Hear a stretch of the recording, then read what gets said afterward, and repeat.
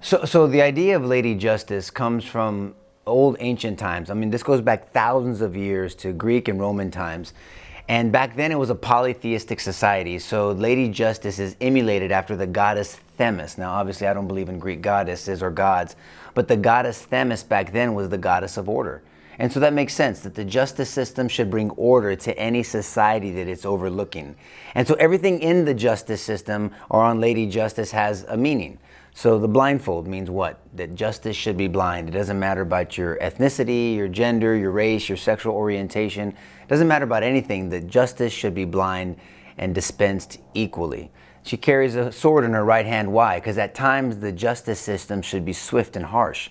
In Texas and many justice systems, there's something called the death penalty, and it's appropriate depending on the circumstances that we're dealing with. Then under her foot, she has a book. That represents the law, and she has a command of the law. When you put your foot on something, that means you control the law and you know the law. How can you dispense the law if you don't know the law? And she has a command of it. In between her foot and the book is a serpent. Now, regardless of your faith, the universal symbol of a serpent is evil. And so the justice system should be stamping out and crushing evil in every society. And in her left hand is the thing that people remember the most. It's the scales. And she has to balance all that out to find this elusive concept called justice. Now the question is, how do you define justice? And that's where the conversation goes into ideology.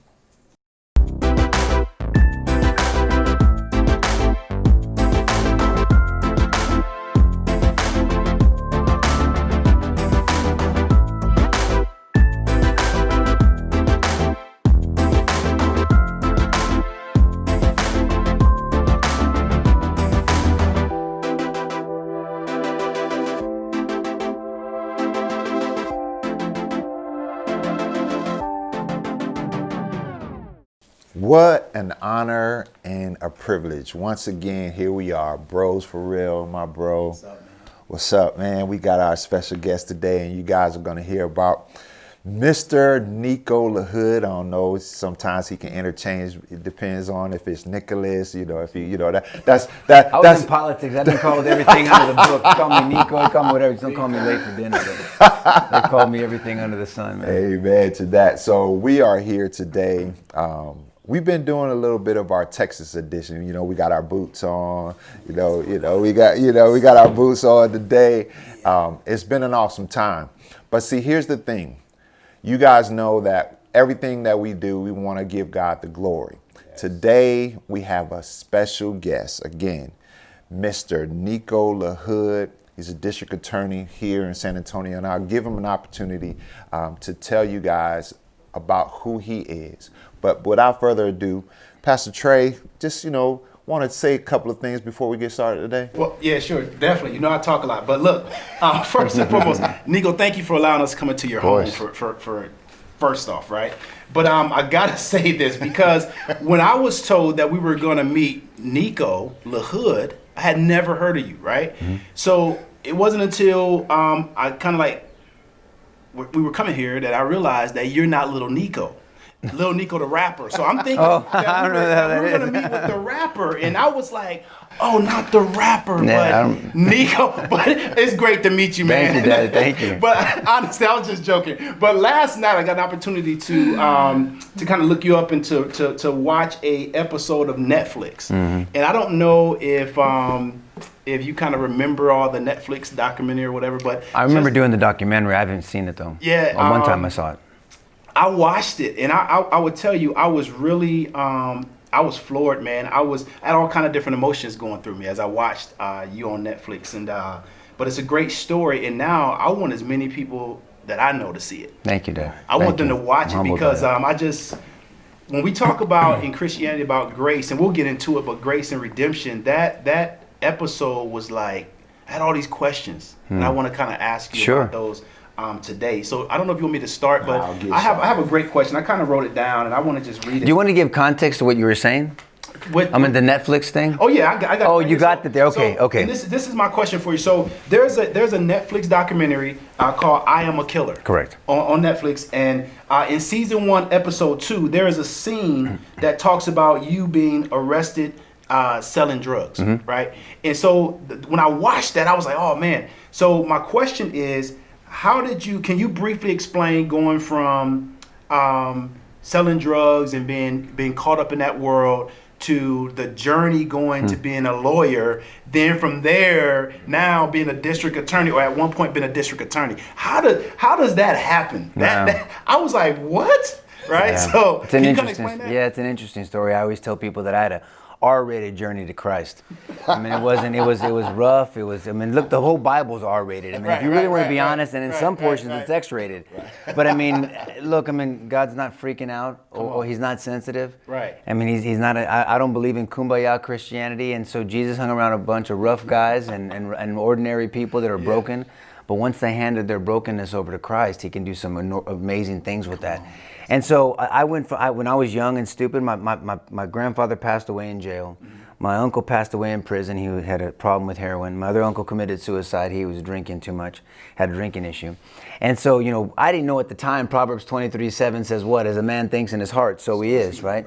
And so that translates to me is you'll never live beyond what you believe. And we're so good at labeling people in society, and we're so good at receiving those labels. So I always tell people when I talk publicly, you cheat one time, you're called a what? A cheater. Right. You lie one time, you're called a liar, right? So figure that in. So and we're good at receiving that. So it's a battle of labels. So what label do you hold? Well, I have my last name. My surname is a label. I represent the Lahood family. But I am a follower of Jesus Christ. I am a Christian. That means something to me. I'm not just a believer in Jesus. Because the devil believes in him. He doesn't follow him. But I follow Jesus. I am a true disciple, meaning a student. And I love that idea of a student because a student continues to study. When you think you've arrived, you're so lost. And it's true. I mean, Jesus talked about that with the parable. And the guy says, like, I'm glad I tithe. I'm glad I don't commit adultery. I'm glad. Yep, check. And this crazy SOB over here, I'm gonna try not to use some slang words. But then this crazy guy over here goes, yeah, I'm everything this guy says I am, but I'm broken without you. Come on. And then Jesus says he's more righteous. Yeah. What? Yeah. And that pisses off religious people. I got that. But that's who Jesus was, because Jesus never hung out in the symptom. He went deeper to the cause. And so I deal in the justice system. For people that don't know, I'm a defense attorney now. I used to be the district attorney in Bexar County here in San Antonio. So I was responsible from everything from possession of marijuana to capital murder. I made death penalty decisions every week, and I didn't take it lightly. So the power in life and death was truly not in the tongue, but in my authority, and I took that very seriously. And so when I was younger, I was caught up in this, I was getting into a bunch of fights. I was into martial arts. I was fighting all the time, working in nightclubs. Never did a drug in my life. I just sold a bunch of them. Right. And I don't even drink. And so, I got arrested for selling drugs, and so they called me everything from you drug dealer, you criminal, excuse my language, you piece of shit. I mean, they called me everything, and you never will live beyond what you believe. So if you receive that message, well, then you're going to act like that. And if you tell a kid they're stupid, they're going to act stupid. Right? Life is in the tongue. What are you professing? Proverbs says. I didn't know that at the time, but these are principles like gravity that are put in play by a creator called Yahweh, by the designer, the intelligent designer of all this beautiful thing called life. And so then there's that first label. And so I did life that way. I'm trying to overcome that. I'll never forget my pop when he picked me up from jail downtown. And sorry, it's an airplane flying by. And he said, son, why'd you do this? And I go, I'm sorry, Pop. And I thought he's old school Lebanese guy. I thought he was going to beat my ass or disown me or whatever it is, kind of like a Luke 15 deal. And he didn't. He said, I go, Pop, I'm sorry. I didn't mean to embarrass your name. I'll never forget this. And he goes, you don't embarrass me, son. You embarrass yourself. He didn't realize what he was saying with me, but he spoke truth into me. He says, you're my son. I love you no matter what. There's nothing you can do to make me stop loving. He goes, well, I'll make it up to you, Pop. Make it up to you. Now, it had to have been embarrassing. The guy was a lawyer. He was a well-respected man in the community. Can you imagine, hey, Mike, great job. You heard your kid got pinched for selling drugs. I mean, how could that make a man proud? My kid got arrested for selling drugs. But I never lost my identity like in Luke 15 as his daddy. I mean, as his son. He's my daddy. And he says, remember this, it will take you years to build up a good reputation and 1 second to mess it up. And it didn't resonate with me at the time, but he planted a seed and the Holy Spirit germinated it over years as time come on. So I did life my way. I was trying to overcome this labeling of all these things and accomplish things and worldly accomplishments, but I had no peace. I had no peace. And then 2 years later, on August 15th, 1996 at 2:14 in the morning, my brother was coming home from going out with some friends. And there was 4 individuals that were carjacking people that night. And they were carjacking 2 other women and groups of women before they came to my parents' house. And then a young lady was following Mike back, and they were following her, not knowing Mike was in front. And so Mike got in between them because they had a gun. They came out. I'm trying to give you a condensed version. And he ended up telling her to run. They asked for keys and wallets, and they shot him in the face. And they didn't show. This is your brother. This is my brother Mike, my older brother Mike. And we walked out 3 minutes later. I tell people, I heard my mom cry a way only a mama can cry. Right. I mean, I have 4 kids, their names on my arm, so I don't forget their names. I got so many kids. And you couldn't blink fast enough, Pastor, before I'd give my life for any one of my children. Right. You also couldn't blink fast enough before I would take a life for any one of my children. But I believe there's something inherently special about a mommy's relationship with her child. I mean, they feel the beautiful gift of life that grows inside of a woman's womb. Psalm 139, and when you look at 4 sonograms, comes to life to me. Jeremiah 1:5 comes to life to me, that when we're beautifully and wonderfully made in our mama's womb. And so even my mama cried the way only a mama can cry. I picked her up from the ground. She's yelling, why? And I'm holding her, and I'm seeing my pop cry for the first time. Old school Lebanese guy, didn't even cry in front of us when his mama passed away. But he was crying because Mike Jr. was on his driveway. I helped load his body on the gurney when they finished the investigation. I helped my pop wash my brother's blood off our driveway. As I say, blood doesn't come off your driveway very easily. So what do you do with that, Pastor? What do you do with that? Because the world tells you, because I turned into, there's no other way to explain it. Right. There's no other way to explain. I have to give you I was an angry son of a bitch. Yeah. And the world said, I don't blame you. What do you do with I don't blame you? What do you do with that? It justifies you being angry. Right. I didn't realize it at the time. It goes straight to the heart of Matthew 22:36 and 37. Love the Lord your God with everything, your heart, mind, soul, strength, mind, will, everything. And equally important, love your neighbor as yourself. You know what's funny? That's my next question. That was my next question. No, it's good because I love it. I love the way the Holy Spirit does it because when I watched the Netflix documentary last night, I'm laying in the bed and I was sitting there saying, how does this guy do it? Yeah. So he explained. And that scripture came to me, and I actually wrote it. I have it here. That's my next question. Yeah. Right. I wrote it down. I was like, how do you, through that right there, going through all that in 1996, how do you teach that scripture? How do you? You can't. You have to live it. How do you teach it? You live it. You have to live it out, Dad. But you have to receive it. You can't give what you don't have. Right. If my brother asked me for $10, but I only have 5, I can't give him $10. I can only give him 5. Right. So what Matthew 22 to me teaches me, it's like John 15 source issue, right? I'm the branch, you're the vine, you know. And so I have to know God. He gives me that agape love. He gives me my definition, not this BS secular crap out there. I have to know him and then give what you have. So when people say, oh, your God is so jealous and he's a jealous God. Well, no, he's just a truthful God. He knows that you're drinking crappy water. He wants to clean your water, and then don't keep it to yourself. Right. Go give out that water to everybody else.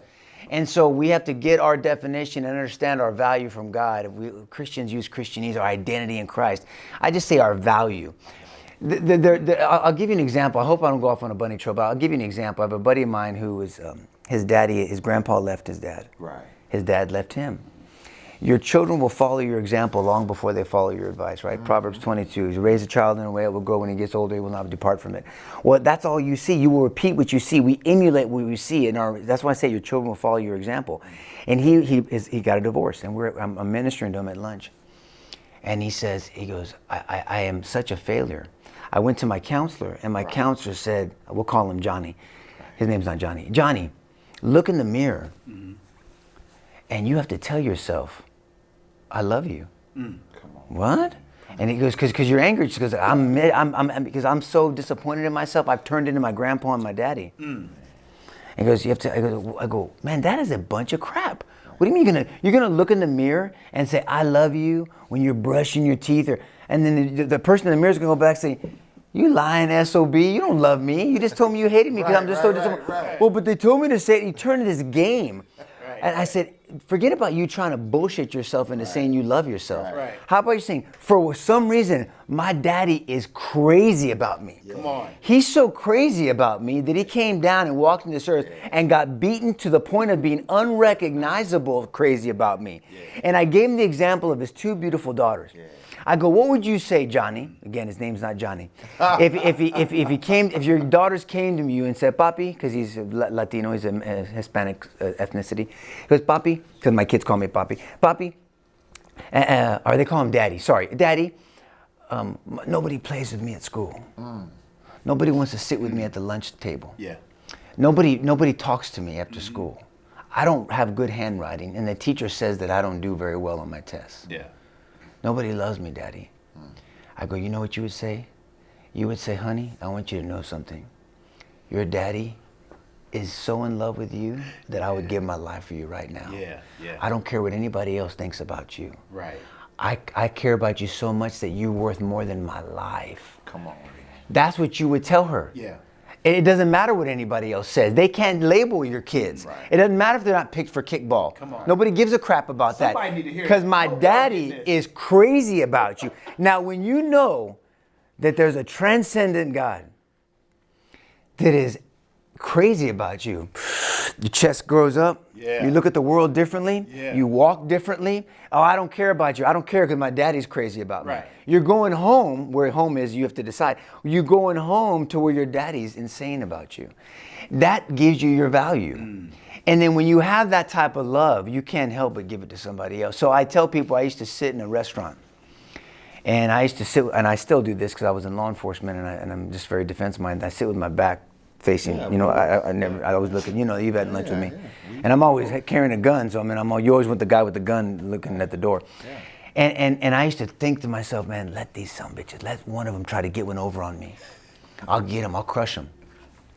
Because I had nothing to give them. Right. And now, and you know now, now I look at the same restaurant and I'll say, man, my daddy is crazy about that person over there in that hat. Right. And I'm crazy about my daddy. How can I not try to show love to somebody who my daddy's crazy about? Wow. It's a complete paradigm shift in I call it spiritual LASIK surgery. Right. I look at the world differently now. So if you look at the world differently, then, so that rolls into, because I know he's coming with his question. So with that being said, we've talked, we've had time to sit down and talk, and you've always talked about you want to give people a voice, an opportunity to share whatever they're thinking, different things that's going on, what have you. But how important is it for them to express themselves about Jesus Christ, even if they're guilty? Oh, you have If to. guilty of a crime, whatever the case may. Why is it so important for them to express, even with all their junk? Because you Express talked themselves about in what way? express their love, or maybe even express their innocence when you know that they're guilty. Look, man, I always tell people Jesus is in the refurbishing business, man. That's what he does. He refurbishes crappy stuff. And all you gotta do is look at the Bible. Look at Samson. Who's gonna vote for Samson? Everybody freaks out over President Trump. Samson, are you kidding me? His first words are, look at women. He was a horny bastard.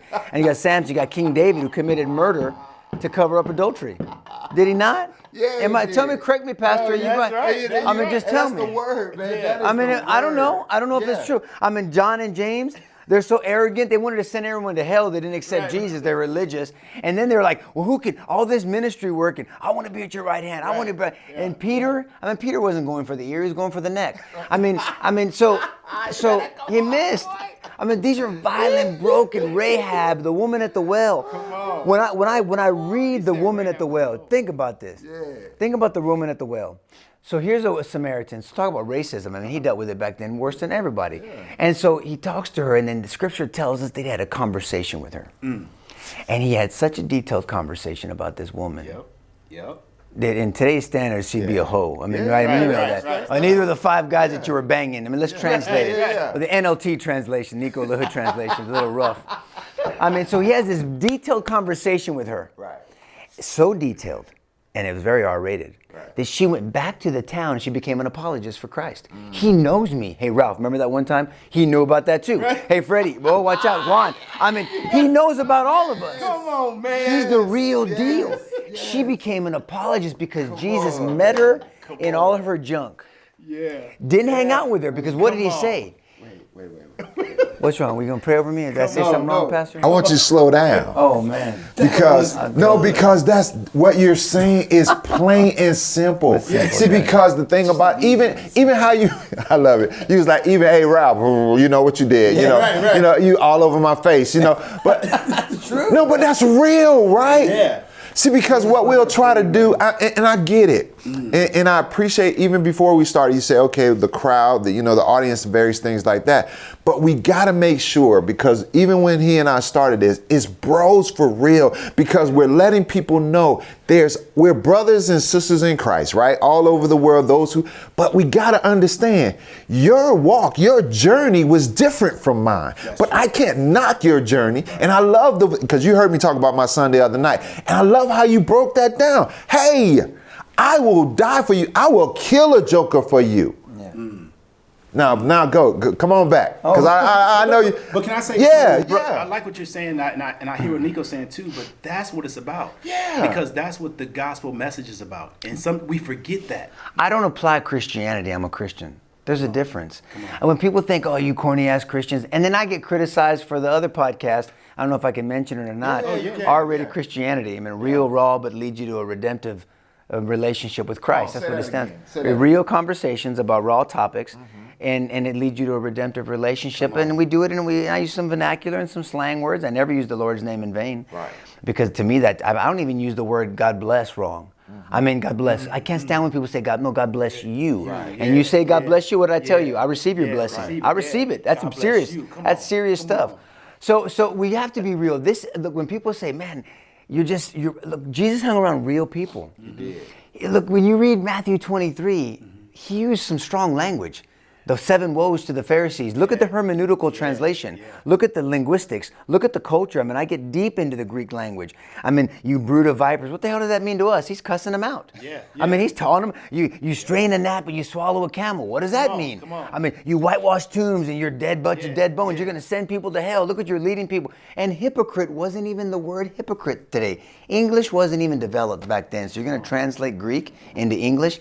It was tough language, the bottom line. Right. But he never cursed people. He used strong language when it was appropriate. He was raw. He was real. He wanted a redemptive relationship with people. And I love that the Bible is full of brokenness. But there's this one story, because what we don't do in the church today is we don't talk about what the problem is. If Jesus is the answer, something's the problem. If the gospel is the good news, what's the bad news? Right. We don't talk about that. Right. When's the last sermon you heard on sin? Come on. Because we heard our tithe. You probably did, but you don't want to hurt people's feelings. So they left. I mean, well, let them go. I mean, look, you're going to keep running. Where you run into? Right. Jesus spoke the truth in love, Ephesians 4:15. He didn't speak the truth in arrogance. He didn't speak the truth to break you down. He came to save.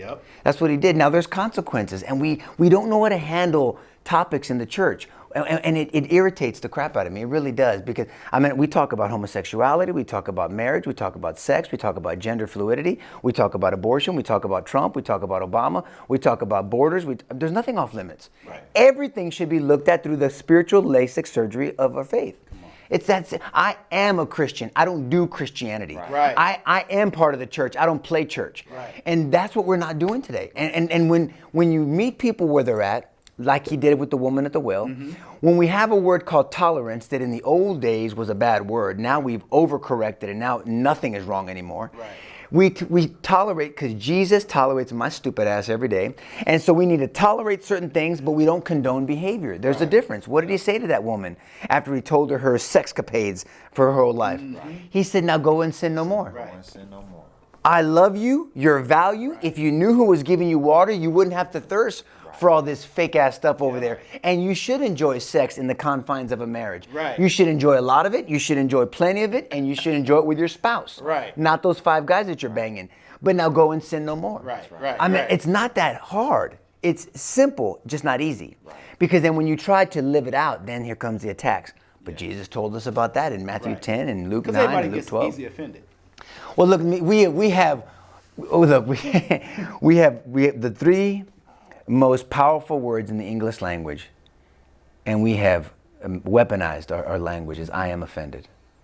You say I am offended and people will crap their pants, and they'll, from the church to politics, whatever.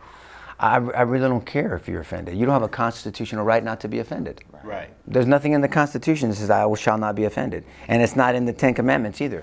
Jesus offended a lot of people. Yeah. He didn't try to, but the truth will always offend because it's the truth and we're broken. We're all going to get offended at some point. But Jesus does it for our own being. Right. So no is a full sentence. Yeah.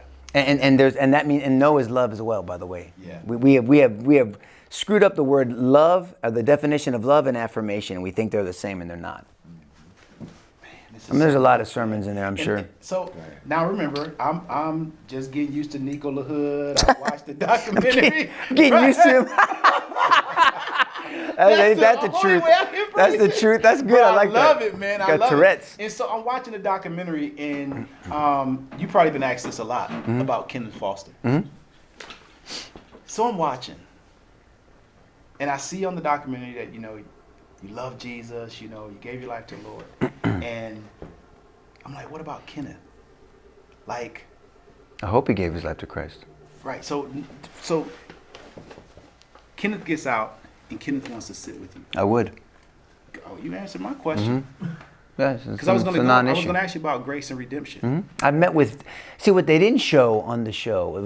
I love grace and redemption, because grace was free, but it's not cheap, and we got to remember that. But so what they didn't show on the show, and it's I Am a Killer, like you said, season 1, episode 2, I believe. And so they showed my third meeting with the grandpa. Right. That was my that third wasn't the meeting. first No, I embraced him like I knew him, right? Yeah. Well, but that was my third meeting with him. But I met with Kenneth's daddy, who was recovering from some substance abuse. Right. And that's why Grandpa had to raise him. And Kenneth had every opportunity every opportunity. And he said that. Every He kinda said that in opportunity. the video. Every opportunity.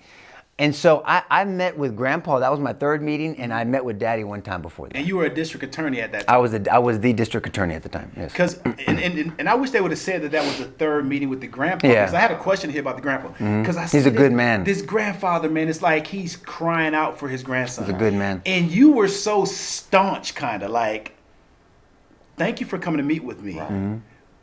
But I hope it's not because you think I'm going to go ahead and kind of like... I spoke the truth. Yeah, and I was like, this dude is raw. Yeah. I don't think it was in a way where you were trying to be rude to No, him it wasn't. at all. I wasn't But at you all. were so like, this is what it is. Yeah. Right. Now, I hope he gets out, right? And it's time. In this time. Right. Right? I have nothing against him. And I was like, what? Yeah, he had the death penalty at first, as you know. Yes. And then it was commuted. In Texas, there's the law of parties that if I direct you to do something, I don't have to pull the trigger under the law of parties. Osama bin Laden, he didn't teach anybody to fly any planes. Right. He didn't hand out box cutters. And Bush had a 94% approval rating. 94% of Americans said they were okay with the death penalty without due process, without a jury of your peers. Bush said, what? We're going to hold these people responsible, dead or alive. He exacted the death penalty. He had a verdict of the death penalty on these people without any due process. And everybody was like, cool, why? Because now they experienced it. Right. Everyone has a theory until they go through it, right? And And to come down your street is so different. So do you think some of the protesters, because I've noticed there was a lot of protesters. Back then? Back then about him being on death row. They don't know what they're... Do you think it was cultural? Because he was black? Yeah, see, you brought it up. I didn't bring it up. No, I don't bring it up. 4 black men didn't murder my brother. 4 men that happened to be black murdered my murderer. Because that murdered my brother. That's a descriptive. Right. Because we can talk about race in a little while and racism. Because I think we need to quit talking about race. We do that. So what we do though, because I'm watching the documentary, and I'm noticing everybody's protesting. So are they protesting? Because like you said, Bush had 94% approval rating. Right? Now this black guy's on death row, and they're protesting, saying that he did nothing wrong. Well, because the narrative, they controlled the narrative at the time. They said, the way it was spun initially was, here's a guy, you say, hey, Nico, pick me up, you take me down to Stop and Go or HEB or whatever it is. Yeah, let's go, come on, Willie. And we go down there, he's like, I'll be right back, you need anything? No, cool. Pop, drive, what? Now I'm on death row. That wasn't the case. You know that now that you saw the show. Yeah, I don't know if it came across on the show. Well, Foster. he even said that. He said it at the end. At the end, but he never said that leading up to that. Right. But Foster was on probation for shooting 2 guys. At the time he was directing, he was the driver. Right. That wasn't the first time they were doing that, by the way. That was days and many times. Yeah. And nobody gets probation for shooting 2 guys that didn't die. He attempted murder, aggravated assault with a deadly weapon in Texas. And he got probation. Nobody gets that, but he got that. So he had every opportunity. So, but the narrative was that he was just driving, looking for a party, and he ends up on death row. Well, shit. I mean, I'm a defense attorney. I'm going in there too for you, guy. But that wasn't the case. He was the organizer. He was the leader. He was involved in many other crimes, and he was at that time on probation for shooting 2 men. By the grace of God, not by his efforts, they didn't die. He should have been facing capital murder before this. So Kenneth Foster, do you love him as your neighbor? I love him as a creation of Christ. Okay. I love him as my neighbor because I love the imago Dei in him. I love the image of God. He's an image bearer.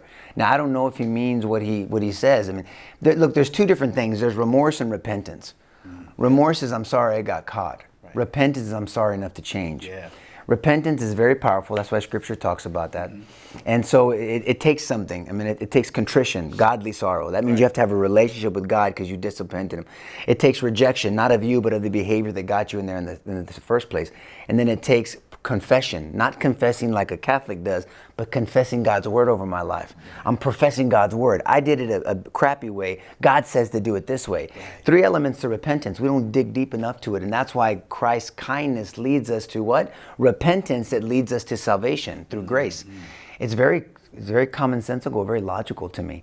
And so I would meet with Kenneth. I told him I'd go meet with him then. It didn't come out in the show. But the warden said they would not let a third party videotape our conversation. I said yes. Wow. But they videotaped him. Because they were recording themselves. Okay. See, in Texas, as long as if you and I don't have to tell you that I'm recording the conversation as long as I know and I'm part. Now, if we're talking and we don't know you're recording, now you're in trouble. Right. Oh, okay. So the warden, from what I was told, I didn't speak to the warden, would not let them record. And he would have told me something. I would have called him out in love. Right. I have no issue with it, but I don't seethe over it. You couldn't mention his name to me before without me salivating. I couldn't even say the word murder. I had unforgiveness, yeah. You said this phrase in the documentary. You were like, because they showed you working out. I was like, that dude was doing his thing. I saw him doing a little jab. I was like, he kind of quick, right? To fight. And then there was a scene where you came up and you were like mad, man. And you were like, I used to go and sit outside. Yeah. And dare the devil to come back. That was like a tombstone-like phrase. Alcoholic or angerholic? I was an angerholic. I was a functioning angerholic. Self-diagnosis. Wow. I used to be a violent guy. Yeah. I mean, I was a fighter. I used to train. My shins are all broken up. I mean, I'm just a beat-up alley cat. And so I would always resort to physicality, and I was an emotional guy. But meekness wins the day, right? That's strength under control. Yeah. And the samurai warrior was meek. Yeah. Humble and gentle is what meek means. It doesn't mean weak. And so that was my addiction, so to speak. That was my symptom, was my anger. And the world said, I don't blame you. I embraced his dad, his grandfather. I hugged both of them. So when his dad and his grandpa, they came to me, check out the power in forgiveness and grace. Right. Come on, help somebody. And so they came to see me in the office when I was a district attorney, and I met with them. And you could tell they apologized to me. They apologized to me. Do you think that's appropriate? Do you think they should have apologized to me? I think the way the grandfather apologized, I was like, that's awesome. Yeah, well, it wasn't needed. It wasn't necessary. That's exactly right. And I think you told him that. Yeah, I did. But I thought it was good that he did. Though. No, I don't. I think if he gave me his condolences, it's fine. Because a Christian doesn't receive an apology from someone that didn't do anything to him. Because it's not truth-based. Jesus came to testify to the truth. The truth sets you free, John 8:33. The truth, the objective truth that's transcendent, real, universal, and exclusive. The truth sets you free. But I sorry to interrupt. No, it's okay. But as you were saying that, you said that they didn't owe you anything. That's right. But then help me with this. Okay. When I think about Eli was punished because he didn't make sure that his boys did what they needed to do. And God punished Eli. Because that was his responsibility. But Kenneth Foster's age when my brother was murdered, that wasn't his responsibility. Okay. Now, if Mr. Foster would have said, "Man, I raised him," but they weren't kids horribly. Either. They were what? Priests or something at the time. They were older, yeah. Right, so they weren't kids either. Yeah. I'll have to get back into the Eli discussion. I'll dissect that. But all I know is he didn't do anything to me. No, he didn't. Yeah. And so what we do is it's not truth-based. It's not his responsibility. And God is a God of order. Right. And God holds people accountable. Right. And when we sit before the judgment seat, it's us. But he wasn't apologizing to make things right for Kenneth? When he met with me, I felt like he was. Oh, But is that I'm right? talking about when we met privately. So Right. we're in my office, his daddy comes in, almost like I'm sorry that my life didn't turn out well, that forced him to do this. And he felt the domino effect. Well, then I have to say, well, then you know what? You owe me an apology because Romans 8:28 isn't true and God's not big enough. Right. When God says I can work all things out for the Okay, good of those who okay. love him and are called by his purpose, he means it. And so if that's not true, if God's not consistent, then you owe me an apology. That's how Okay, much I take okay, it down. okay, yeah. So does that make sense to you logically? And so when his daddy and his grandpa came in, I looked at the two gentlemen and I said, gentlemen, I appreciate your sentiment, Right. but you don't owe me an apology. They wept. Right. They were in the prism. They wept. I go, thank you so much for your sentiment. I didn't receive their apology because they don't owe me one. And the grandfather was 90. 90 years old. I was like, what? He's a good man, Yeah. Oh, you Pastor. can tell. He's a good man, and I say when I used to campaign on the east side, I went to go visit his church a couple times, and I would embrace him again. I'd like him. I mean, if he wanted, he'd welcome him in my home. Right. And I would like to have a relationship with him, and they wept, and we took pictures, and we embraced, and I prayed with them, Right. and I released them of any. They don't owe me a debt. Okay. So I'm going to ask this because I've talked about this several times at my church, and there were people that didn't like it. But I believe Then that means you're there's- doing it right. Yeah, there's true. I believe, and me and Pastor Matt talked about this, but I believe there's no such thing as irreconcilable differences in the Bible. What say you? No, absolutely, you're correct. Yeah. Absolutely, you're correct. But there's so many believers that feel like I can read the Bible, right? I can read the scriptures.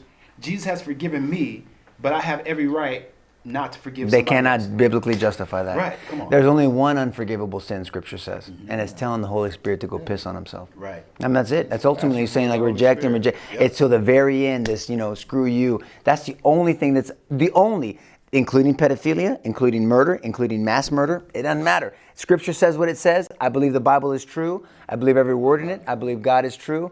A first century Jew named Yeshua was the Messiah, is Messiah. He's my Messiah, and he's exactly who he says he is. And that Bible is true. All 66 books are true in that book. I believe every single one of them. I don't believe the Gnostic Gospels, the Dead Sea Scrolls, or something else. We can talk about all the apologetics behind that. But those 66 books were God inspired to get there. And I believe it. It's true. And there's only one unforgivable sin. And everything we're talking about aren't unforgivable. Now you have to repent for it. Yeah. Right. Yeah. I mean, So you can love anybody? I can love anybody. I don't have to love what they do. I like it. Well, love is what? I mean, love is discipline. Love is saying no. Love is harsh. Yeah. I mean, God loves us, but we're still going to be separated from Him if we reject Him. Right. I deal with it every day. I just got off the phone. I counseled a friend of mine. His oldest son has a substance abuse issue. I don't like calling people addicts because that's their identity. Their identity, they're a creation of God. They have an issue with a substance right now in this season of their life. And he says, you can stay for a week and you have to leave. Right. That's what the father. The daddy told him because he has 4 other kids. Okay. And that's what God. I love you. You don't have to leave, but these are my rules. Right. And I'm going to love you from a distance. Set the order, right? on, God's a Right. God of order. Right. I mean, look at the prodigal son, same thing. So check this out then. You talked about in the beginning about your father, right? And about what people were saying when you went to jail for, selling drugs and stuff like that. So what do you want people to know about you now, and how can your actions impact the legacy of the Lahoods? Oh, I am a passionate and unapologetic follower of Jesus Christ. That's my identity. That's who I am. I happen to practice law. And so my purpose in life, because we talk about purpose, if you ask somebody, what's your purpose in life? Right. They won't even know. They'll stumble over it. Our purpose in life is in John 17, I believe. It's to know God. Wait. It keeps coming Come up. on, John it keeps 17, coming come up, on. man. No, go ahead. Go ahead. I missed the conversation. It's every time. We just talked about it, but go ahead. But it's in there. It's to know God, and then Matthew 28:19, and to make Him known. And so that's it. That's what it's. So that's our purpose. Any follower of Jesus Christ is to know Abba Daddy, and to make Him known. Yeah. Now, how do I do that as a husband? How do I do that as a daddy? How do I do that as a lawyer? How do I do that as someone who has a little ministry? How do I do that as an enemy? How do I do that as whatever? Right. But that's my purpose in life, is to know Daddy, is to know the Lord, and to make him known. Yeah. And then these are all the other things that are descriptives of me. And so that's my purpose in life, and that's what I think we should do. And I had to properly handle the word of truth. 2 Timothy 2:15, 1 Peter 3:15 and 16 tells us to always be prepared. Not when it's convenient, always be prepared. Not in church, always be prepared. Not when it's politically correct, always be prepared. Not just to the Christians, always be prepared to give an answer to everyone who asks you. Just say it, baby. No, that's good. That's good. That's good. And I literally have people, I mean, we have Christians on the podcast, like, I can't believe I didn't use that language. I mean, I say shit and bullshit on the podcast. Oh, that was my next question. So. That's all I say. I don't use drop F-bombs. Wait. No, keep that. But I want that was a Biden impersonation.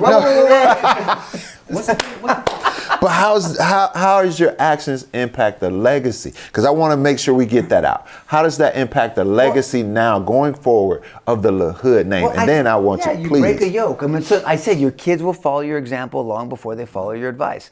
So we set a tone in this home. Right. You know how you've been in my home. Yes. My children always get the number 624 blessing before we leave. I always pray over them before they leave. We pray before they eat. It's always about Christ. I model it for them. I model how I treat my wife. Yeah. I say, hey, you don't talk to my wife that way. We model it what a man is, what a woman is, how it has a beautiful synergistic union between husband and wife. I model it for them, and it means something in our home. And it's not just when the camera's on. I'm the same way. Yeah. I'm a little toned down right now. I mean, I'm the same way. You're going to get the same. We need to find an authentic relationship with Christ and an authentic way of expressing it that does not conflict with Scripture. You don't get to make up your own truth. This whole Oprah bullshit about, live your truth and all this and your truth, relative truth. That's what we're dealing with. We're dealing with this relative truth, relative morality syndrome. And it's damaging. And the church has bought into it. Yep. And we talked about this. I did it on the show, like the whole BLM movement. Yep. And the church fell for that. Yep. Not the sentiment. I don't say Black Lives Matter, because all Black Lives matter to God. Right. All lives matter, which is racist now. You can't say that. You can't say that. But BLM, the BLM movement is non-biblical. It's demonic. It's demonic. It's Marxist. It's demonic. Yes. And so, but the church falls for that because we have this syndrome of, I want to be liked. Right. Yep. I want to be credible. Right. I want to be liked by God. Everybody else is a bonus. Right. I'm not trying to be a jerk. I'm not the Westboro Baptists, those idiot inbreds. I mean, they're married to their first cousins. They're not Christians, and we need to call that out. But I want to be loved and liked by Daddy.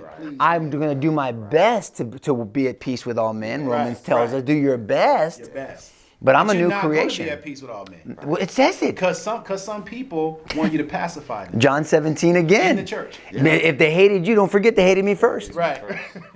So it's tough business. And so I have wrote that question down because the scripture in Colossians 3:5-8 that says, I just went over through. You did? Mm-hmm. Put to death, therefore, what is earthly in you. That's right. Sexual immorality, impurity, passion, evil desire, and covetousness, which is idolatry. Right? That's right. But then it goes on to say, on account of these, the wrath of God is coming. In these you too once walked when you were living in them. But look at verse 8. But now you must put away all things, right? All these things: anger, wrath, malice, slander, and obscene or foul language. It says some translations are filthy language. So what's foul? Something that gives it off a bad odor. Okay, what if? Well, yeah. So what if? Have you ever used the word retard? Yep. Yeah, my son's special needs. Oh wow. That's very offensive. I had a guy on the job to get on me years ago. But okay. But I know your heart. But see my point. You see in your face. Yeah. But so we get into definitions of what's unwholesome. Ephesians 4:29 says, "Don't let any unwholesome words come out of your mouth, but only what edifies the listener based off what they need." That's how practical are. So when I'm doing prison ministry, I'm going to talk a little rougher than even I'm talking now. Right. When I'm doing men's Bible study, R-rated Christianity, when I'm behind a pulpit, I don't drop an F-bomb unless it's forgive. So go back, because I think you need to say that again for people to hear what you just said. When you talk about when I go prison ministry, why when you go to prison ministry is a little bit more rough? Because to the Jew, I'm a Jew, to the Gentile, I'm a Gentile. If I go in there and try to kumbaya them to Jesus, they're gonna say, man, fake ass Christian, come in here. Or you go to the religious people, or you go, look, the millennials, 4% of people believe in a biblical worldview. 4% of millennials. Yep. Don't let that depress you too much. The 70% of of Americans that claim to be Christian, only 10% believe in a biblical worldview. Yep. You know why? Because Barnum did a study. And Barnum did the study. Only 90% of pastors believe that the Bible has all the answers to societal ailments. But only 10% preach it. Wow. Why? Fear. Because They don't want people to leave. They don't want people tithe. Right. They want to be liked. Yep. Now there's a way. Look, pray for grace. Yeah. Right. The 11th commandment is don't be an asshole. That's right there. The 11th commandment. I got that.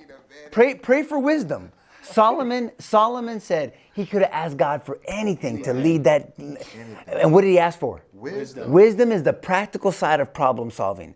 Knowledge is wonderful, but without understanding, you don't have wisdom. Come on. And so you can memorize the Bible, but if you don't understand it and apply it and live it, then you have no wisdom. And so I tell people, guys, so these people that look, I'm not trying to tell people to cuss. Right. But I'm telling them to be real. So here's what these corny ass Christians tell me. So if I say I can say brood of vipers, well, you can say brood of vipers. You know how stupid you sound? I can say brood of vipers. So I've heard pastors say, "Are you out of your freaking mind?" Mm-hmm. They say that. I'll say it, yeah. You know what you mean? Yeah. If I use the other F word, it makes it worse. It does. Why? Nico. Socially. No. But it does. No, but it does under No, I was some trying certain. to justify me saying freaky. I know, but it's So, okay. I mean, you know, hey, I'm in. No, but what I'm saying, but that's why Ephesians 4:29 gives us guidance. Yeah. If I'm behind a pulpit, I'm saying freaking. Right. If I'm in a prison ministry, I'm saying the other one. Right. Do you understand? So if I say, "Oh shoot," "Oh stop it," you're acting like a jerk. But I can't say asshole. But I can say you're an ass. But I can't put the whole. I mean, do you see how corny we get? But I can say Boaz. I go, I got a cousin. He's got a cousin named Dumbass. I mean, I've used that, and you can use that one in church. Yeah. You know, you read the book of Ruth. You got Boaz. He has a cousin named Dumbass. Yeah. I mean, but what I'm saying is we get so corny, and so you wonder why Bill Maher and all these atheists, arrogant SOBs, make fun of us, because there's a lot to make fun of. Yeah. But when you can be practical, and when let me tell you, I'm sorry, there's just so much on my heart when it comes to this, because God has used the words, the slang talk. To set people free, I believe. Yeah. I really do, man. I mean, so I can say, oh shoot.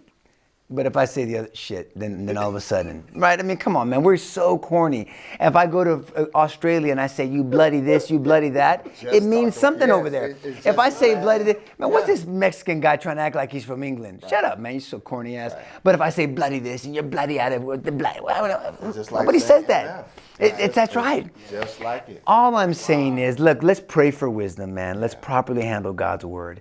Ephesians 4:29 says, what does your audience say? Let me tell you, I don't say God bless. Mm-hmm. I honor the name of God, Yahweh. It's so sacred to me that I say, when I say God bless you, I mean it. When you say God bless me, I receive it. It means that much to me. I never use GD. And then I had Christians say, come on, Nico, you talk rough too. So you're putting GD on the same word, the same level as shit or the F word? Right. I mean, are you serious? That's how we have redefined, and we are reflecting the culture instead of setting the culture. We are called to set the culture. That's what Matthew 28 says, right? And pastors don't like this part. Right. Go to all nations and make disciples of all men. Man, that sounds flowery. What's the second part? Teaching them to obey all that I've commanded. Now we're getting into shit. I'm going to be hated. Oh, I got to do this. How can I use wisdom? Right. I'm not trying to be liked. This is me. Right. I tone it down, depends on my audience. Right. I love Jesus. Right. I'm in love with a first century Jew named Jesus. I don't give a crap what anybody thinks, because I've seen what he's done in my life. Right. And I talk to drug dealers. I talk to people that are violent. I mean, I'm in front of some violent suckers. Right. I mean, they're brutal. Right. And I look at them. I talked to a bunch of gang members one time when I was DA. And everybody, and the chief of police gave this flowery bullshit speech, and somebody else gave another standard speech. And I go, and I just met them where they were at. I shared my brother's murder. I shared that I stole drugs. This one guy, he was just filled with tats. Right. I'm talking on his face, and he's mad dogging me. Yeah. And I say, you can mad dog me all you want. Right. But see, in my mind, I understand that look. Right. And I'm that guy too. Right. Yeah. I'm that. Please don't get it twisted. I was in a suit. Right. So I got my suspenders on and all that bullshit. But this monkey suit isn't who I am. and I wasn't trying to punk him out, but I was just I let him know I let him know understood. that. I go, but there's a reason why he does that look. Yeah. And if you understood that there's a daddy, we have a daddy that is loves every bit about you, all those tats on you, knows every cell in your body, and is batshit crazy about you. I told him just like that. And your kids didn't choose you; they're stuck with you. Right. And they all had kids. All but 2 out of the 14 men had kids. Wow. It's your job to make it a good stuck. Wow. Daddy, make it a good stuck. Yeah. I'm stuck with you. I deal with kids that nobody loves them. Yeah. They're left and they're abused, and their identity's in that abuse. Right. And all they do, we yearn for love. Yeah. And my buddy Martin Henders, who's a great guy, I love him to death. I met him. I had to leave. He sends me a picture of him talking to this guy. The guy stayed after and wept with him. Wow. This guy's tatted up, his face, and wept with him. So the suit didn't make you anointed? Gosh, are you kidding me? I'm just saying. Man, let me tell you this. Man, Jesus is so real. I mean, I fell in, look, you know why I'm a Christian? Because I studied the historical Jesus first.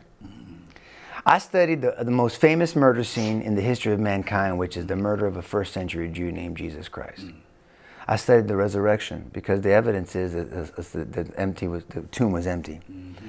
And I studied the historical Jesus. I studied Suetonius, Plenor the Younger, Tacitus, Lucian, Josephus, Phlegon. These are all non-Christians, by the way, that are talking about these people of the way. That's what they weren't called Christians in the first century. They were called people. With John 14:6, I am the way, the truth, and the life. Right? No one comes to the Father but through me. And so they were people of the way, and Christos and Pontius Pilate. I'm studying I'm looking at evidence. And when I was finished with studying the historical Jesus, I said, man, this guy is the Messiah. Right. I grew up in a Catholic denomination. I didn't know why I was. You want to screw up your congregation? Ask them, why are you a Christian? And then wait for Jeopardy music to come on. And they'll stumble over their answer. And then you ask them the second part of it. What does that mean? 2 questions will jack them up. Why are you a Christian? What does that mean? And I got deep into my studies. And then I studied all the stuff from science to Genesis. How old is the earth? What's going on here? What about the Gnostic Gospels? Why these Council of Nicene, Council of Trent, Council of Chalcedon, all these councils? Who chose these books? What about Mary? Did Jesus bang Mary? What's going on? Why they went? I mean, all the crap out there, right? I mean, at all. Yeah. I mean, all of it. Did he eat? Did he crab? Did he have a boner? I mean, all this stuff. I mean, all this. He was a human being. Right. He experienced everything that humans experience, except he didn't sin. Right. He didn't sin. He had righteous anger. He was tempted. He answered with the word of God. He was hungry. He was tired. So he experienced every other feeling too. He just didn't succumb to it. Right. I mean, he's hungry. He felt hunger. He was tired. He slept. He got hangry. He got hangry. and also he felt fear. Yeah. I love that in Matthew 26. He modeled it for us.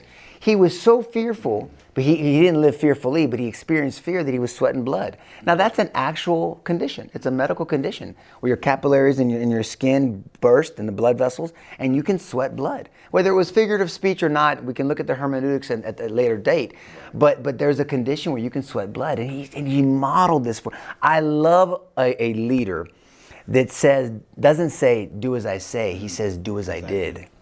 Do as I did. He did it already first. Right. I can follow that man all day long into eternity. Right. That is so good. Come back, brother. Come on, what you got? It's real, man. Dude, I'm like, come on. Yeah. Oh, brother, but the Christianity. Who is Nico, man? I don't know. I'm a child of God, man. I'm crazy about Jesus. This is good. Oh, I got a question that I wanted to ask about young people. Right now, in this generation, it seems like there's this. Matter of fact, I experienced this when I was in Japan.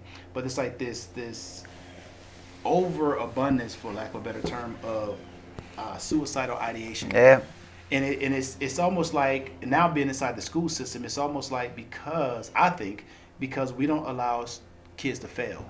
So they don't know how to be resilient. Yeah. So what would you say to this generation of young people about resiliency and failure? Failure and resiliency. Well, it's all, look, we don't have participation trophies in my house. Right. I mean, because the trophy, even if you win, is not your identity. Correct. That's just an accomplishment. Yeah. But our accomplishments become our identity. I wasn't the district attorney. I served as the district attorney. Right. I'm not a Democrat or Republican. My political affiliation isn't the elephant or the donkey, it's the lamb. Right. The Lamb of God. That's what I'm saying. I mean, so that becomes our identity. And when you have no identity, when you have no moral framework, when you're not working for something greater than this, I mean, God willing, if the Lord leaves me on this side of heaven for 90 years, right. I hope, 90, 95 years, this is it, really. I become worm food, well then shit, I'm gonna live out that worthless life. Yeah. Again, that purpose, to know God and to make him known, because we have eternity. I'm kingdom minded. Come on. I have an eternity mindset. And so if we don't think that way, then we're going to live small. Right. You know, you play big, go big, or go home. And I'm playing long ball. Right. And so these kids don't have that foundation, and they don't have a moral compass. So they don't have an identity. They don't have a purpose. Their purpose is in their feelings. God doesn't give a crap about your feelings. Say that again. God doesn't give a crap about your feelings. He doesn't. But neither should a daddy. Right. Think about this. See, what we want Grandpa God. We don't want Daddy God. Oh my role as a dad, as a papi, as my kids call me, is to raise my children to a point where they don't need me anymore. Mm-hmm. They want me, not need me. Right. Right? And in that raising them up to where they don't need me anymore, right. I can't care about their feelings. I have to care about their maturity. Come on. So a daddy cares about maturity. So when my oldest daughter, when she wants to get up, they do jujitsu, they have no choice, and they're going to learn to fight, and they fight. And so when she goes, Papi, I want to get up, and she's crying, I go, something broken, my angel? No. She goes, no. Wipe your tears, and you go back on the mats. Right. Because I'm building up her character. Because I care about her maturity. Now inside is like, oh, does it hurt me to see her hurt? Yeah, but I'd rather hurt right in front of me in a controlled environment, because there's going to be some son of a bitch out there that she's got to want to live more than he wants to kill her. Right. That's a battle. Right. You've got to want to more to live than something has to more. You have to want to live more than what the devil wants to kill you. He comes to kill, steal, and destroy. But John 10:10, right? I mean, that's what he does. Yeah. When he's speaking, when he's lying, he's speaking his native tongue. That's what it says in Romans 8. So this is what God can't lie, even if he wanted to. He can't violate his own principles, his own character. Right. And so these people, these young people, they have no identity in Christ. They don't understand why they live in. They have no purpose. Go along, get along. Another day, another dollar. That sucks. All these people live in the dream. If you say this, change your vernacular, please. And people in my Bible say, live in the dream. What's that dream? I jacked up this one guy one time. He goes, live in the dream. Oh, what is it, by the way? Do. Oh, you know. No, I don't know. I don't know anything. I don't know the dream. Now, if you want to say live in his dream, I'm cool with that. Yeah. I'm living his dream. Right. It's all these soundbite world, nothing deeper. It's what you know. It's what you have. It's like, oh, you take a selfie. I don't like that selfie. And we create this image that's bullshit. Right. And young people are starving for authenticity. Yeah. And they're starving for leadership. Right. They want discipline. They want guidance. Yeah. And we are afraid to give it to them. And we give it to them and say, whatever you want, whatever makes you happy. Right. Choose your gender, choose this. You want sex, have it. You know what, whenever you tell a young person sex is wrong, you are dishonoring the word of God. Doing them wrong. Yeah. It's beautiful, it's great, it's in context. You'll enjoy it in confines of marriage, because it's huge consequences to it. Because look at what we're dealing with in society. Right. Yep. I mean, so we just don't know how to properly handle the word of truth. 2 Timothy 2:15 is one of my, it's just do your best to show yourself approved to God. It tells you who you're answering to. A worker, meaning that you have to work, who is not embarrassed, we are embarrassed of God, to properly handle the word of truth. Properly handle the word of truth. That's when they're burning Bibles in Portland, and they're closing down churches in California, and they're advocating for churches to honor same-sex marriages, and the Pope is okay with it, and you can pick your gender, and pedophilia is being normalized, and the church is not going apeshit on this, and you're worried about me just saying apeshit. Right. You got your shit all wrong. Right. There's no other way to say it. Yeah. Wake up. Yeah. Turn some tables over, figuratively and in your own spirit. Right. Jesus is going to go in there in Matthew 23 and use some slang words to wake your ass up. Right. We have to be real. Let me tell you why I'm a Christian, Pastor. You know why I'm a Christian? Because it's true. Come on. Not because it's easy. Right. Because it's true. Right. Because there's a first century Jew that was Messiah, because he was crucified. Even if you're an atheist, you have to believe in the crucifixion of Yeshua that came from Nazareth. And there was an empty tomb, and nobody can explain why. And there was a crap ton of people that saw him. And there was an effect that we're still talking about him. Right. And so we can look and logically reason. and we can follow the evidence where it leads. I'm a Christian because it's true. Because when I want to handle something a certain way, but I submit myself to Jesus, because I know that I'm going to have that job interview when I'm called off this earth. And it's not about checking off the boxes, it's about checking your heart. And he's like, did you love me? Did you stand for me? Were you ashamed of me? Luke 9, Luke 12, Mark 8, Mark 13. Matthew 10:32, if you're embarrassed of me, right? If you deny me before men, I'll deny you before the Father.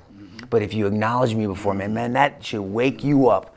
My goal in life is to not have anything left when I leave this earth. My goal in life to live a wasted life, right? Is to tell my kids, it's God willing, my kids and my grandkids, if the Lord blesses me with this, when I'm about 90, 95, old battle axe, everything's there. And said, kids, I did everything I could to leave this world a little better for you. I used all the talent God gave me, all the opportunity He put in front of me, every person He put around me, every situation that I was presented with, to leave this place a little better for you. Don't ever be embarrassed of Christ. You fight for what's true, and you be a warrior, but a humble warrior, and I'll see you later. This is not goodbye. And then I hope to go to sleep, wake up, and see, listen to me. I mean, it literally gives me chills when I say it every time, to see an uncontrollable smile on my King's face. As I walk to Him all limping. And then He says those words that Scripture says that He's going to hopefully say to us, well done, good and faithful servant. Put down your sword in your battle, and I'm going to show you around. Look at all these loved ones here. That motivates everything that I do. Whether there's one person or 1 million people, whether there's a camera in front of me or it's a private conversation. Come on. You're going to get, but the only reason why I'm that authentic is because I've been through some shit. Come on. And God has detoxed me. He's detox. I've been through a health scare, and I haven't shared. It's part of my journey. I've been arrested. I've gone through politics. I've been called racist. They've tried to destroy me, take me out. People wanted me to die. I mean, I've been through. My son, who has special needs, is on the spectrum of autism, and the devil comes whispering in my ear, saying, "Nah, you still." My son Michael, who I named after my murdered brother Mike, and the devil comes whispering in my ear, saying, "Why bother?" Like in Mark 5 with Jairus when he comes with his daughter is dying. And then the spirit of why bother, the men from the house come. I'll never forget this. And he says, why bother? Don't bother the teacher. Your daughter's dead. Scripture says that our Savior heard them. And He says, don't be afraid, just believe. Now, He didn't say, do you feel like believing, Jairus? No. What's He going to say? He's going to say, well, no, I don't feel like, but my daughter's dead. I left my daughter for you. And that bitch with the blood disease held you up. And all these idiots held you up. And they slowed us down because it was so crowded. But Scripture, imagine that. Imagine the scene. He's like this. It doesn't say that He yelled at Jairus. He must have been so close to Jairus where He says, just believe. Come on. Are we close enough to Jesus? When we hear that, why bother, the spirit of why bother from the devil. Are we close enough to Jesus, even if we don't feel like it, that He can whisper in our ear and just say, choose me? Because that's what it really means. Just believe just means choose me. Don't feel like it sometimes. Choose Jesus, and Jesus always shows up after the choice. And we know the rest of the story. He could have easily said, screw it, Yeshua, it's too late, and go off, and He would have missed an opportunity. But we're called to choose Jesus in faith. That means I'm persuaded by God's word. And even if God tells me no to my son Michael being better, even if, I'm okay with this no, even though it will suck.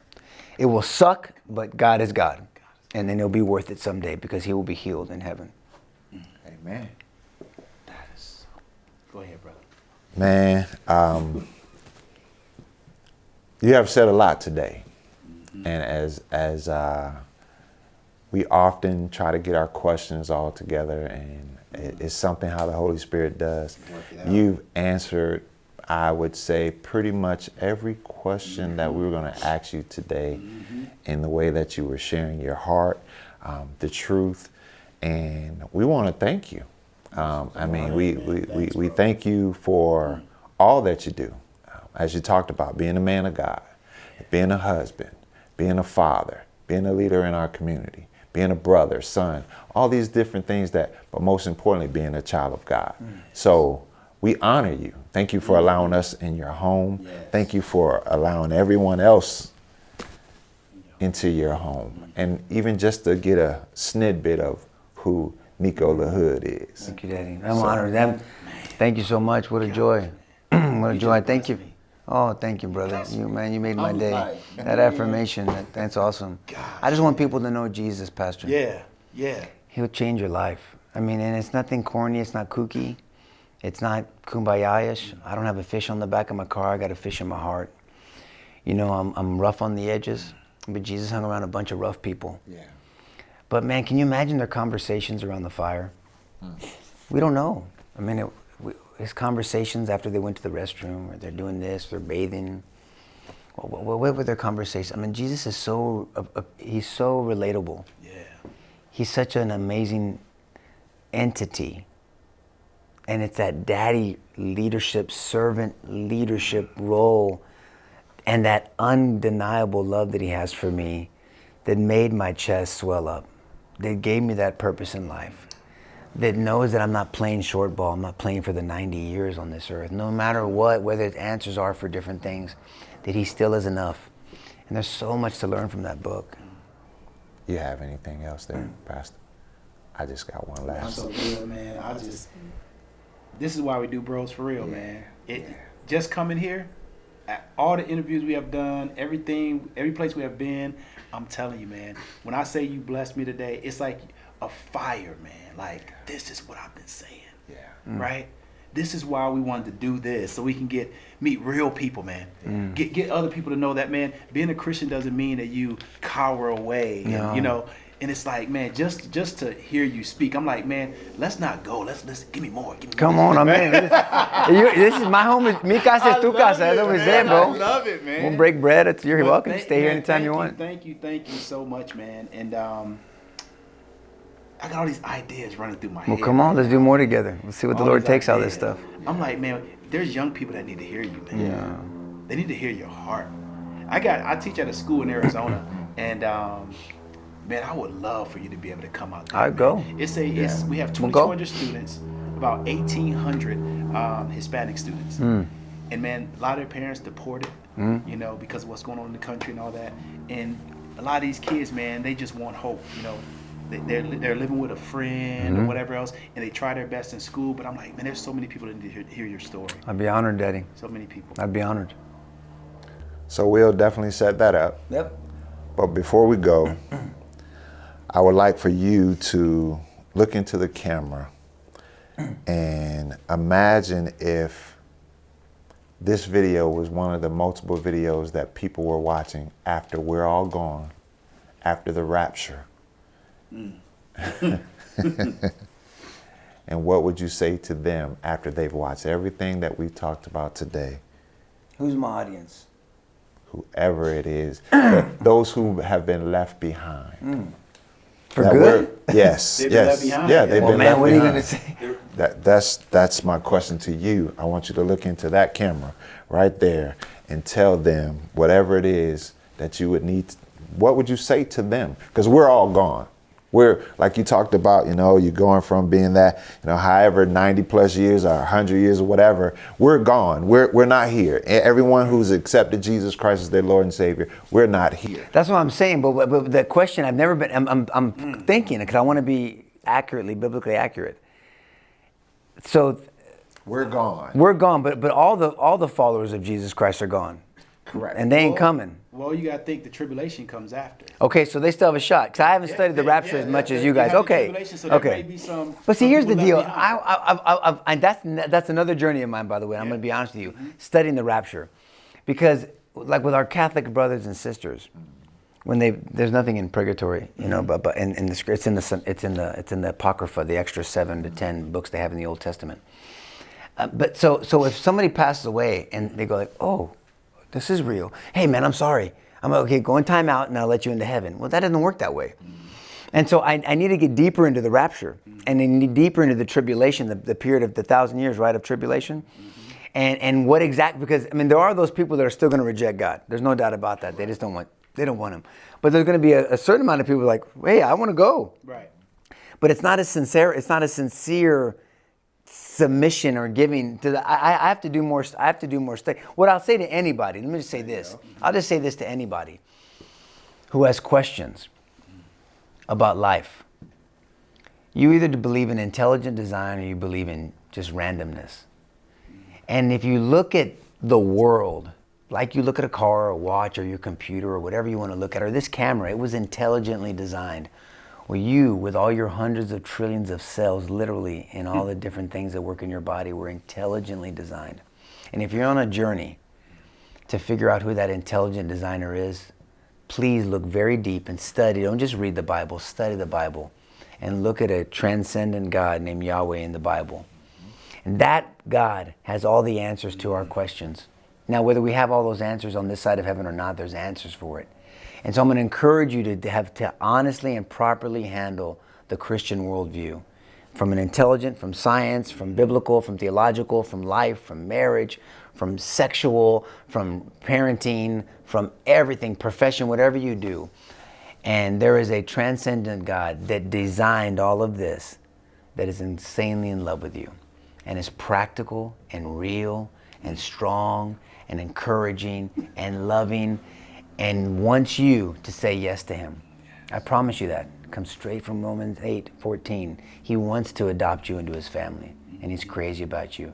And he's not uptight, and you can't freak him out, and he doesn't care about what your past is, and he knows you're broken, because we all are, right? But in him, you're not. So give him a shot. These gentlemen want to help you. I'm always here, and God bless you. Thank you for your time. I'm humbled for your prayers. If you'll continue to pray for all three of us. And bless both of you, man. Well, I mean, I have a Facebook. It used to be my public Facebook, Nico Lahood on Facebook. I have an Instagram. My wife started a little while ago. And then we do R-Rated Christianity. Every Thursday night, it's a podcast. And then I do another podcast on Saturday mornings called Sidebar. That's on WOAI. I gotta check that out. Yeah, it's a radio. It's a radio deal. It's on iHeartRadio. Well, guys, again, Nico, thank you so much, man. Thanks, guys. What an honor. What a joy. Thank you guys for watching. Look, if you want to go out and look at Netflix, you can find Nico's documentary on Netflix. It's I Am a Killer on Netflix, and you'll see, I think it's season 1, episode 2. You can see the story about his family, the death of his brother, and also the redemption story, how he talks about grace, but you also see everything that happened there. So thank you guys for tuning in. We hope you guys will continue to watch. If you haven't tuned into our Facebook page, Bros for Real, Kingdom Focus on Facebook, and also our YouTube page, Bros for Real, Kingdom Focus on YouTube, do that, and we'll see you guys again. We love you. God loves you. Love, love. All right, bro. Love, love.